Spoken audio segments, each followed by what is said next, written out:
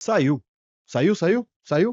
Saiu sim. Então, para você que acordou hoje no meio da noite, preocupado ali, suando na cama, pensando, caramba, falta de ar, foi pra sacada para pegar um ar e pensou, como eu vou conseguir viver? Como eu vou abraçar os meus filhos sem saber qual foi o CPI norte-americano? Hoje a gente vai ter essa resposta aqui no nosso Soco Matinal, seu programa aqui onde tem tudo compiladinho, todas as notícias para você começar o dia entendendo macroeconomia, entendendo também cenário político e mercado financeiro. Ao meu lado aqui, os cabelos mais bonitos aqui da UVP Capital, Douglas, especialista em investimentos. Prazer, Douglas. Acho que já todo mundo me conhece já do podcast também, dos programas. E hoje eu tô com o Godoy também. Ele vai se apresentar, então diretamente eu tô apresentando ele, pra gente falar também sobre essas notícias que vão impactar sua manhã hoje. Perfeito. Eu sou o Guilherme Godoy, mais conhecido aqui na consultoria como Godoy. E hoje a gente tem alguns dados aí, principalmente no âmbito internacional, teve impactos mais relevantes aí, né? A agenda nacional está mais vaziada. E vamos passar aí para os tópicos mais importantes. E hoje temos mais uma participação oculta aqui. É o Fantasminha. Olha, Eu não apareço, mas eu tô por aí. Vandinho dos drones. a voz mais conhecida mais da UVP. conhecida da UVP aqui, do Investidor Sardinha, está aqui presente conosco. Prazer estar aqui com você. Hoje foi o terceiro dia na vida dele que acordou antes das 8 da manhã. Olha só, Eu realmente. já tô vivendo de dividendo, já não era pra estar aqui, não. E hoje tem notícia de dividendos também, né? Então, começando agora, tradicionalmente, que é um programa de tradição, como o Douglas sempre diz, como foram os índices? Então, ontem a gente teve um fechamento no campo positivo dos dois principais índices ali dos Estados Unidos, né? A gente viu ali a Nasdaq subindo mais de 1,5%, o S&P 500 subindo praticamente 1%, enquanto aqui nos índices futuros, já olhando aqui para o âmbito de hoje, os dois continuam no âmbito positivo, enquanto o Dow Jones fechou ontem com um percentual negativo, já está com a expectativa de decréscimo hoje novamente. Então, assim, é o índice que descarta ali as empresas que são mais ligadas ao ramo de tecnologia. Então, já causa um pouco mais de preocupação fora aí desse aspecto, né, que é o que vem puxando as bolsas dos Estados Unidos já há um bom tempo. Se a gente for olhar ali para a parte da Ásia e do Pacífico, a gente teve resultados mistos ali entre as bolsas, e já na Europa é uma preocupação maior porque todas as bolsas da Europa ali tiveram um fechamento negativo e hoje também estão rondando ali no aspecto de queda, né? E se a gente for olhar para as commodities, após altas ali no petróleo, hoje já está caindo novamente, a gente vindo ali o petróleo Brent, que é o referência aqui para a Petrobras e para as petroleiras aqui do Brasil, caindo quase 1%. E o minério de ferro teve um respiro ali, subindo 0,93 aí na madrugada lá em Dalian. A negociação chegando ali a mais ou menos 112,66 dólares, a negociação da tonelada do minério de ferro. E o Bitcoin? O Bitcoin no momento que a gente pegou aqui os dados, estava tendo uma leve queda, né, em comparação no intraday, de 1,06%, chegando ali em torno de 67 mil dólares. Maravilha. Já no mercado internacional, a principal notícia que a gente tem, né, ontem, quem é ouvinte assíduo aqui, sabe que às 3 horas da tarde, o Comitê de Política Monetária dos Estados Unidos, né, o departamento ali do nosso Federal Reserve, ele soltaria o CPI. O CPI, basicamente, ele é o IPCA norte-americano, é a taxa de juros dos Estados Unidos. E essa taxa de juros, ela impacta totalmente aqui no Brasil por diversos fatores que nós vamos explicar agora para vocês.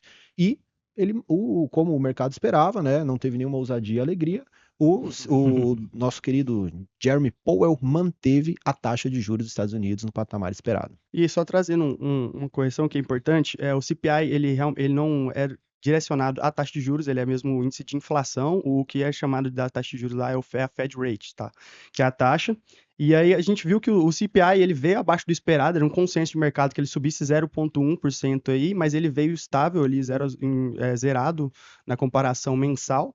Isso trouxe ânimo ali, né, para as bolsas, né, que está trazendo um fôlego aí, principalmente porque essas taxas mais elevadas são aí para tentar conter esse avanço da inflação, mesmo aí com cada vez mais a gente vendo aí essa expansão com relação à parte da economia norte-americana que não consegue ser freada por nada, né, gerando cada vez mais empregos, as produções lá nos Estados Unidos está continuando crescendo, e os Estados Unidos a gente viu que a gente tinha expectativas de 3 cortes de juros aí para o ano de 2024, dos próprios diretores do Fed. O que começou a cair essas expectativas, visto que a inflação continuava forte, né? Então, assim, hoje a gente tem a expectativa de somente um corte pelos diretores. O mercado espera 2 cortes, um em setembro e um em dezembro, né? Que essas expectativas estão refletidas ali nas apostas na Bolsa de Chicago. E agora, o que teve uma maior diferença foi que as subiram de 3 para 4 expectativas de corte nas taxas de juros de 2025, tá? Então, assim, nesse ano tá muito difícil de que isso venha a ser cortado, mas nos próximos anos teve aí uma nova projeção para que tenha mais cortes. Maravilha. Não, isso impacta bastante também as nossas empresas do Brasil, porque quando a gente está em um processo de alocação de capital, o investidor tende a ir para um lugar mais sólido, um lugar mais que tenha mais segurança. Então, hoje os Estados Unidos têm uma taxa de juros bem interessante, se a gente considera ali o histórico mesmo, desde da década ali, do início dos anos 2000, a tendência tem a maior taxa, então a gente está na maior taxa hoje, então desde essa época de 2000, e também isso impacta a valuation das empresas. Porque tem empresa que também tem endividamento que é em moeda estrangeira. Então, ali é o KD, que a gente fala que é o custo de dívida da empresa. E quando você tem uma elevação das taxas de juros americana, você automaticamente aumenta o seu WACC, que é o custo de capital ponderado, e isso na hora que você vai trazer a valor presente, o fluxo de caixa, o valor da empresa presente reduz muito. Mas o que a gente traz de lição para isso? A gente sabe que a economia é um pêndulo. Ou ela vai estar favorável, ou ela vai estar desfavorável. Não é e quando a gente pega empresas vencedoras, a gente percebe que aqui no Brasil tem muitas oportunidades. Não é porque está acontecendo todo esse cenário de queda, esse estresse todo, que a gente não tem boas oportunidades. Então a gente tem empresas muito vencedoras aqui, principalmente em setores mais perenes. Então, papel e celulose, a empresa de energia, empresa de saneamento, bancos também, que a gente tem um dos maiores bancos mais rentáveis do planeta.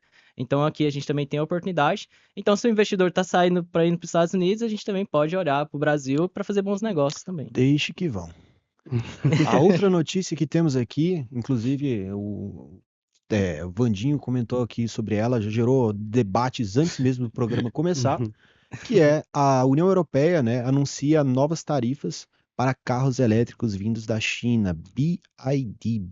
Cara, por que todo mundo fica tentando sabotar a China, né? Eu gosto do chinês. E já parou para pensar que a taxa de reclamação lá é baixa? O Glassdoor lá quase não existe. Não sei por Não quê. tem um reclame aqui Não do tem um governo. reclame Não aqui, tem um as reclame pessoas aqui. gostam. E aí, União Europeia? Você não era amiga da comunidade? Comenta aqui, União Europeia, se você realmente é amiga da comunidade ou não. O legal dessa notícia é porque a União Europeia sempre foi uma pauta muito importante dessa parte de sustentabilidade, né? Sempre partiu deles primeiro, essa parte. E quando a gente observa que não sei se pode falar de retaliação, mas talvez seja um maior endurecimento mesmo político e também econômico em relação aos carros chineses, a gente percebe que as pautas progressistas deles, as pautas mais sustentáveis, estão deixando de lado para proteger também a indústria da Europa, porque a indústria automobilística da Europa é um dos mais principais no cenário nacional, no cenário global, na verdade, perdão, em relação a isso.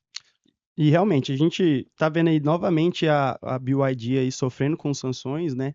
Já tinha sido ali os Estados Unidos, colocando praticamente 100% em cima do valor dos veículos ali, com relação à parte de importação, o que o Elon Musk, nosso amigo aí, também estava comemorando com relação a esse resultado.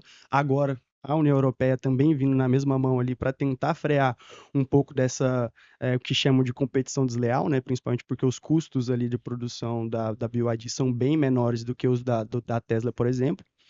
Isso já fez ali os investidores se animarem com relação à parte da Tesla, estava subindo mais de 5% agora no pré-mercado, né?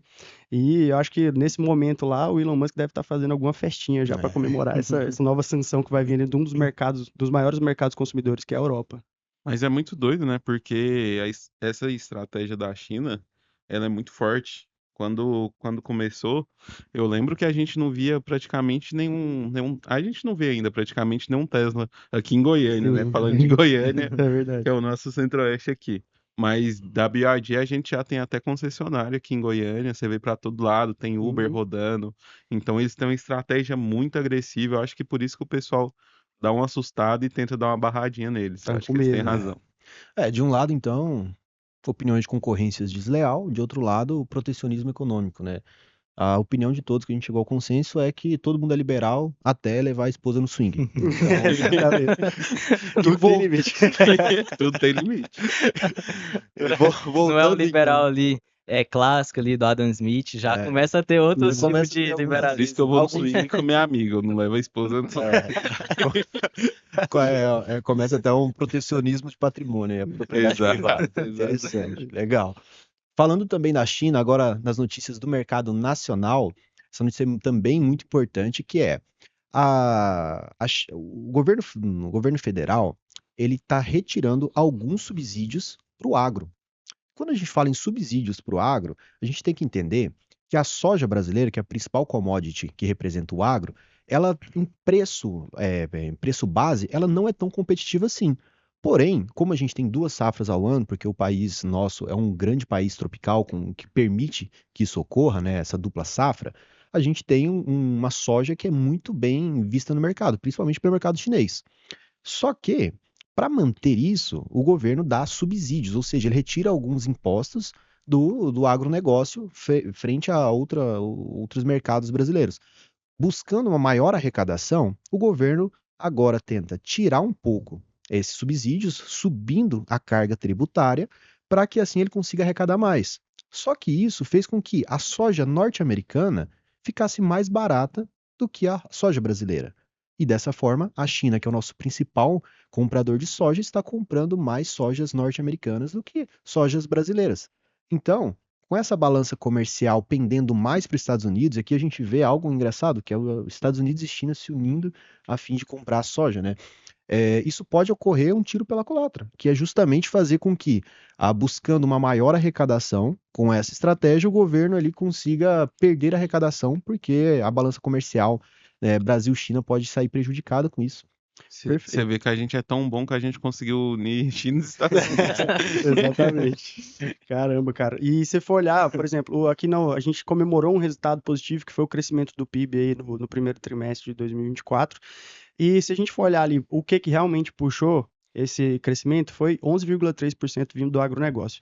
Então, assim, é o nosso carro-chefe, isso não é segredo para ninguém, né? A gente tem aí o agronegócio puxando aí o PIB já há, sei lá, uns não sei quantos anos, mas assim, se o Brasil começar a enfrentar barreiras para o principal aspecto propulsor aqui da nossa economia e com relação principalmente a tentar aumentar a arrecadação, então a gente está aumentando a carga tributária, vai começar a ter dificuldades com o crescimento, dependendo do jeito que eles vão direcionar esses tributos, com um fiscal extremamente apertado, porque cortar os gastos aqui não vai acontecer pelo jeito, né? Não acho que vai ser o foco do governo, visto as últimas declarações que a gente teve aí do presidente Lula.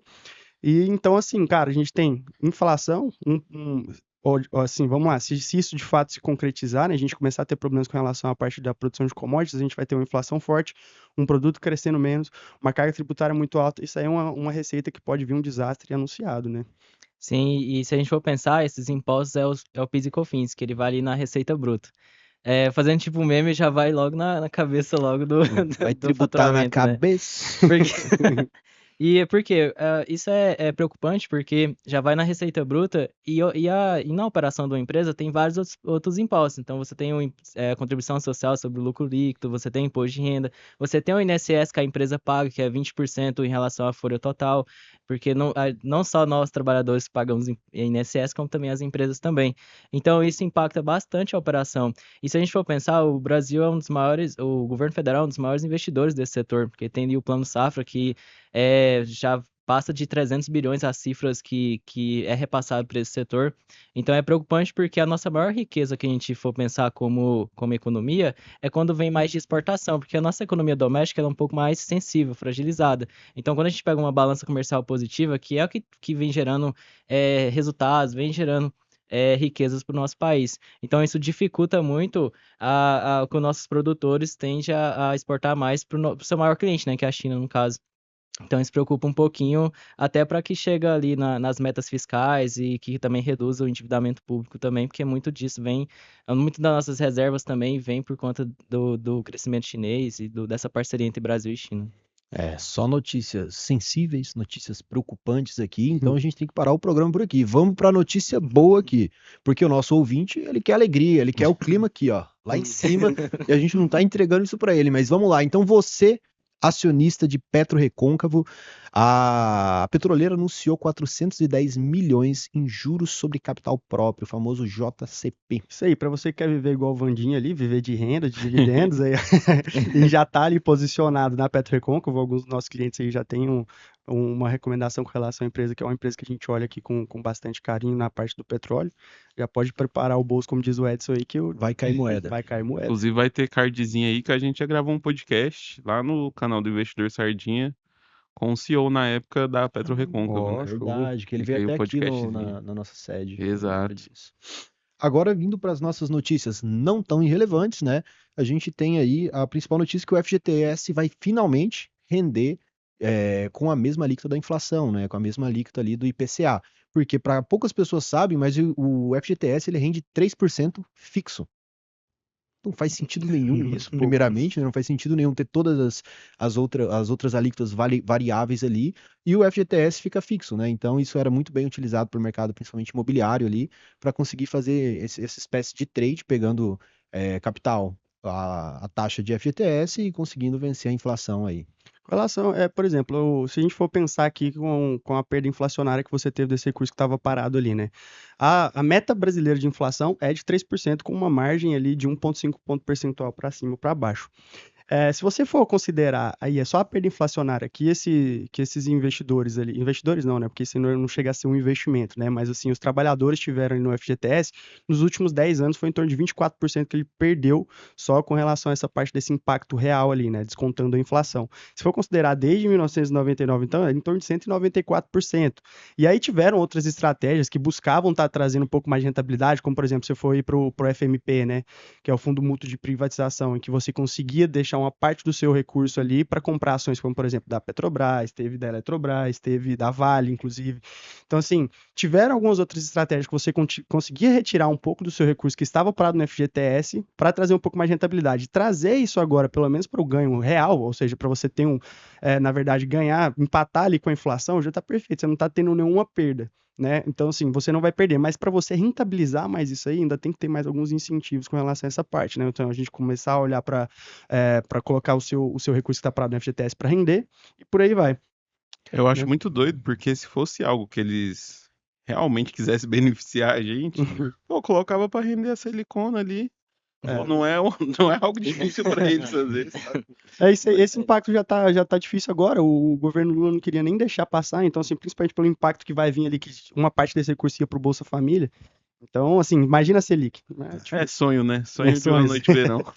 E a outra notícia não tão irrelevante aqui é da Suzano. Então, a Suzano, após dominar já e ser uma forte concorrente ali da nossa querida Klabin no mercado de celulose, ela também agora partirá para o mercado de tecido. Sim, é uma estratégia bem interessante da Suzano, porque a maior parte das receitas dela vem dessa parte de celulose, quando ela adquiriu a Fibra em 2018, então ela tornou a maior empresa desse setor. A gente tem a Klabin e tem a Irani, mas a parte da Klabin ela é mais diversificada, ela é uma empresa bem legal, porque ela é muito verticalizada. Por exemplo, ela consegue tanto fazer a parte da commodity, como também essa parte industrial. Então ela vê um momento oportuno, se a celulose está com um preço competitivo, ela consegue vender. E a Irani ela é mais exposta às duas empresas, que a Irani ela já pega o produto e vai se industrializar. É como se fosse aquele saquinho do iFood. Então, para pegar de exemplo assim, o que a Irani faz, já a Klabin já é muito mais diversificada. E o legal da Suzano é que ela vai trazer uma inovação para esse setor de tecido, porque na própria informação fala que ela vai vir com umas fibras mais sustentáveis, porque hoje as fibras que a gente tem atualmente, elas não têm essa pegada muito ESG de sustentável. Então, além dela se expor a esse setor, diversificar sua receita, ela também vai ter esse pezinho também na sustentabilidade, que é muito importante, porque a gente está passando por uma transição energética, uma transição de fatores que antes não era tão pensado, né? Por exemplo, essa questão mesmo de roupas.